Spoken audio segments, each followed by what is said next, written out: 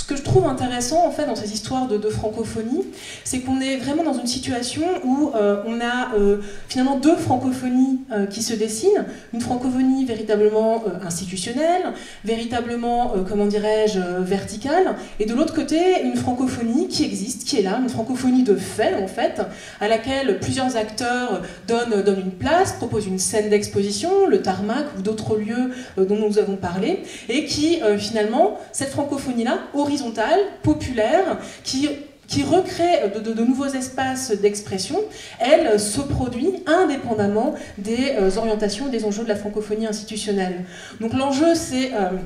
à quoi sert cette francophonie institutionnelle? Il y avait un texte très fort, je crois, d'Alain Mabankou qui avait été publié dans le Nouvel Obs, où il montrait précisément les contradictions de cette institution, et il montrait à quel point elle n'avait finalement aucune visée utopique, et elle finissait par ossifier des rapports de force géopolitiques qui sont ceux des États-nations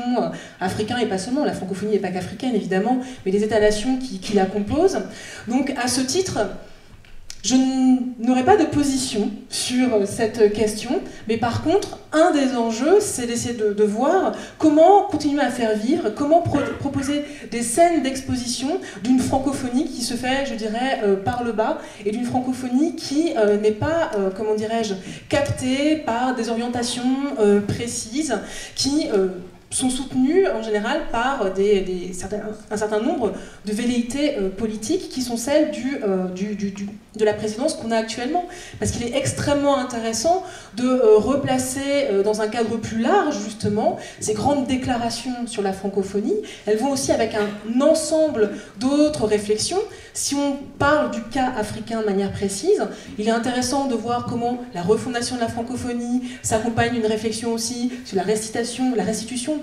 des œuvres d'art spoliées, s'accompagne aussi de toute une réflexion sur les nouvelles formes de coopération universitaire que la France doit mettre en œuvre avec un ensemble de pays, notamment du monde africain. Et il est intéressant de voir à quel type de politique on a affaire. Moi j'appelle ça un soft power en fait. Quel type de soft power est en train de se mettre en place actuellement? Et c'est ça ce qui me paraît extrêmement intéressant. Donc je n'ai pas de grande déclaration sur la francophonie institutionnelle, mais le seul enjeu c'est de se demander comment continuer à faire vivre justement des expressions créatrices, fortes, puissantes, qui n'attendent pas d'être légitimées et homologuées précisément par des institutions.